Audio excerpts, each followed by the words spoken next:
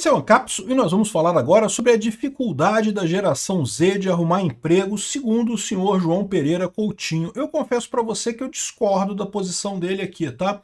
Mas vamos entender qual é o argumento dele, porque o argumento que ele chega é o seguinte: a gente está vivendo uma época em que pessoas formadas e capacitadas não conseguem emprego porque a inteligência artificial está tomando todas as vagas de todo mundo no final das contas. Isso é uma ilusão de quem vê a economia como uma grande organização centralizada, em que você tem que definir quem é que vai ter emprego, quem não vai ter emprego, e a única alternativa para a pessoa é ter um emprego e coisa e tal.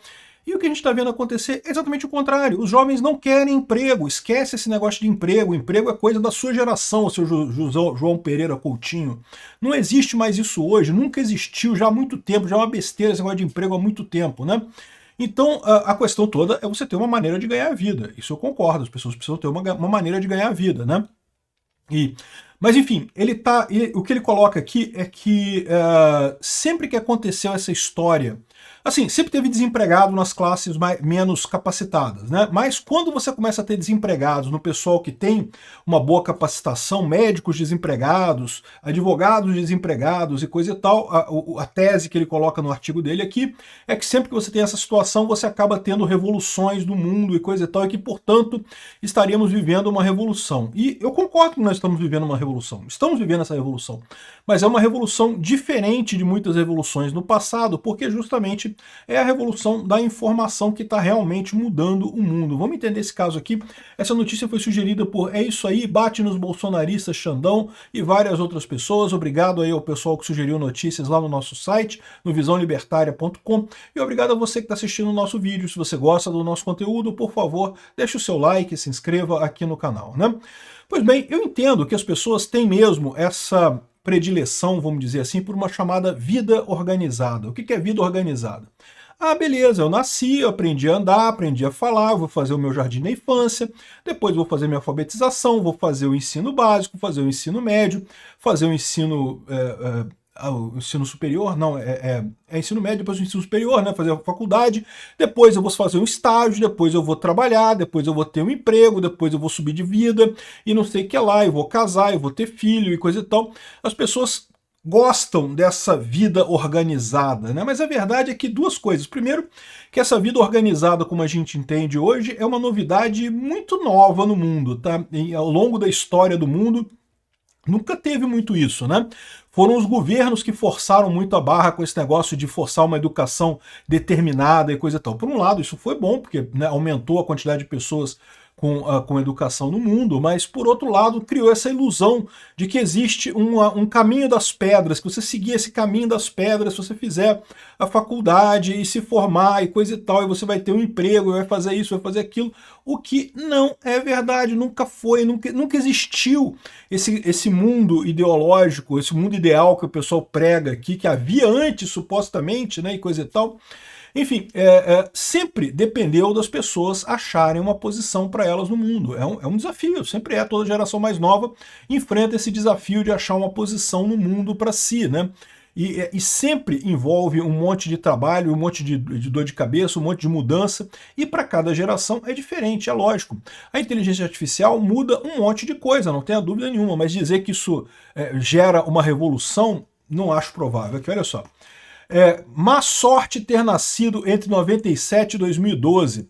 Falo de voz geração Z. Tem casos piores, os que lutaram nas duas guerras mundiais, os que viveram na ditadura da segunda metade do século XX. O cara tá exagerando aqui, tá? Porque, bom, as duas guerras mundiais foram realmente terríveis, tá? Principalmente para quem viveu na guerra lá na Europa, né? A ditadura na segunda metade do século XX aqui no Brasil foi ruim, mas para quem era de oposição, né? A verdade é que para a imensa maioria dos brasileiros, e a minha família se inclui nisso daí, não teve nada. A gente passou pela ditadura, não mudou nada na nossa vida. De novo, não estou dizendo que a ditadura foi uma coisa positiva, de maneira alguma, como eu sempre ressalto. Foi ruim a ditadura militar, como é ruim a ditadura agora que a gente está vivendo do Alexandre de Moraes. Mas a verdade é essa. Agora também, se você perguntar para os esquerdistas, aí tá tudo, não, tá normal, o Alexandre de Moraes não tá fazendo nada demais. É lógico, ditadura só foca em quem é da oposição, não foca em quem não tá nem aí, ou quem não é quem é do governo e coisa e tal, né? Então, na ditadura militar brasileira também, muita gente cresceu, viveu e passou a vida inteira e não teve problema nenhum, porque, né, não era de oposição. Não deixa de ser um absurdo a ditadura militar brasileira, né? Agora, dentro da normalidade possível, ter conhecido as consequências da crise de 2008 e pandemia de Covid, e agora a revolução da inteligência artificial, não deve ser agradável.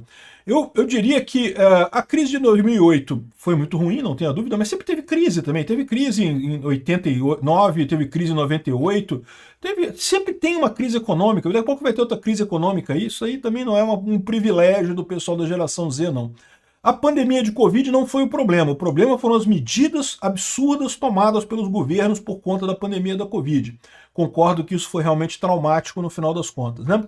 E aí ele fala aqui sobre um editorial do Financial Times que faz um balanço desses estragos, dizendo que cada vez os jovens conseguem menos empregos nos Estados Unidos, né?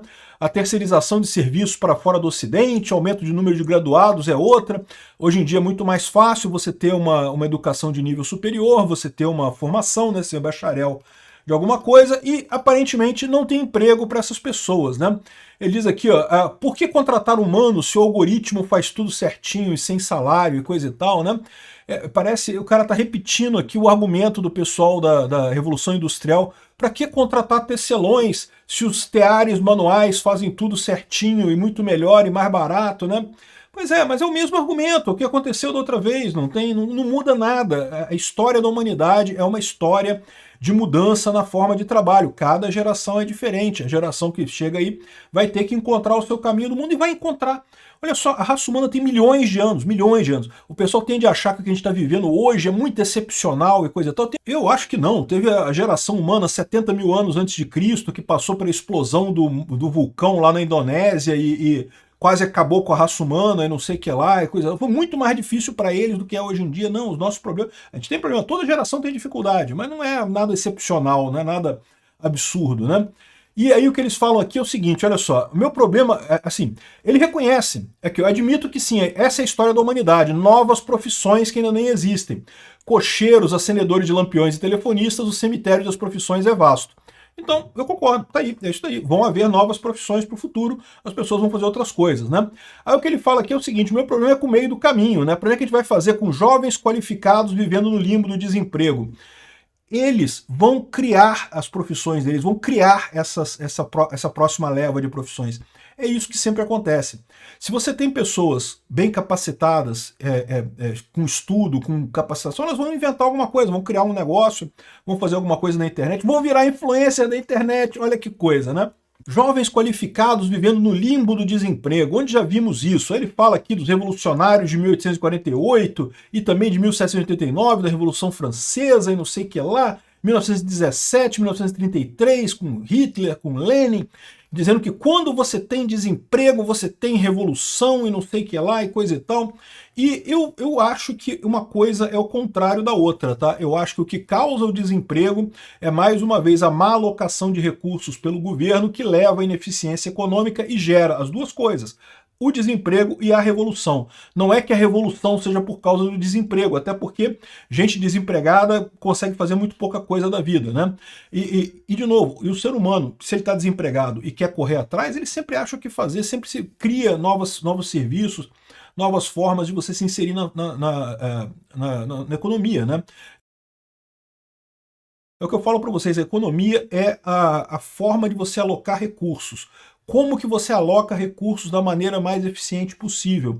Essa ideia de que economia é emprego, ai não, porque eu tenho que ter um emprego, eu tenho que achar um emprego para mim trabalhar. Não, isso não tem que achar emprego para trabalhar, você tem que arrumar uma maneira de alocar recursos de forma mais eficiente do que já são alocados hoje. E inevitavelmente o pessoal vai descobrir isso.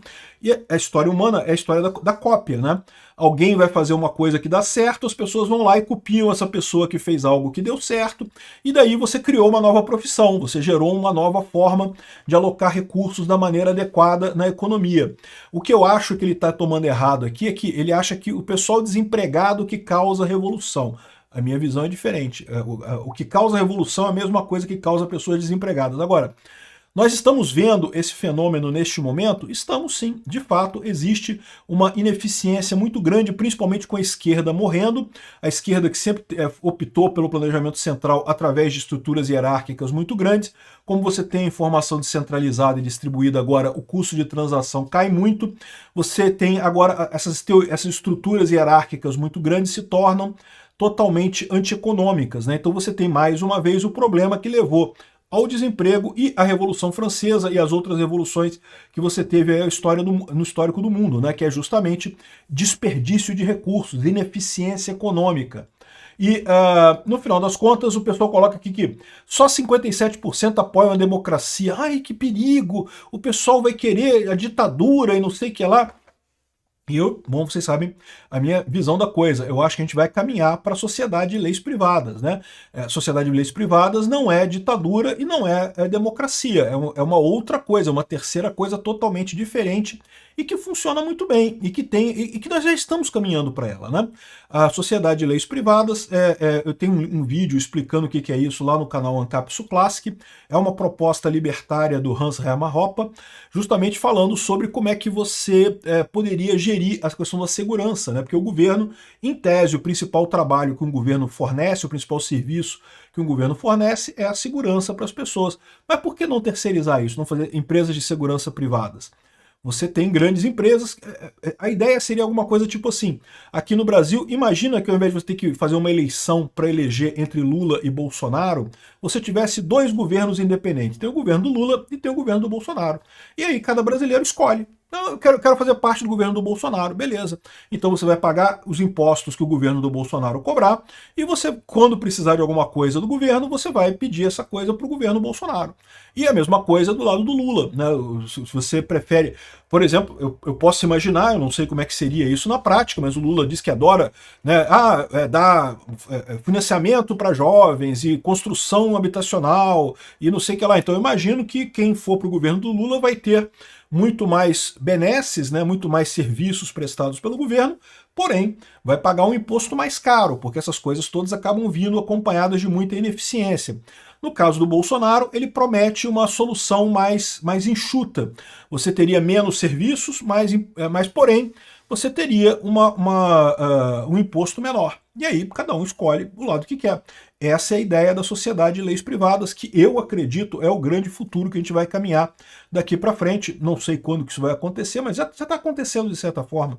Você já vê cada vez mais hoje em dia o pessoal buscando nacionalidades de países específicos para se aproveitar dos impostos daqueles países. O que é isso, senão você escolher o seu governo, né? Muitas vezes a pessoa fica morando num lugar com a nacionalidade de outro país, justamente para botar imposto, cria empresa no outro país, bota as coisas, bota ativos no outro país, né? Faz a transnacionalização, né? Já é bem comum isso aqui no Brasil, né? Houve uma época que você ter conta corrente na Suíça ou conta corrente nos Estados Unidos era uma coisa que só multimilionário podia fazer isso. Hoje em dia você vai num site na internet, abre uma conta nos Estados Unidos lá em dólar, aplica na Bolsa Americana, qualquer um faz isso em meia hora.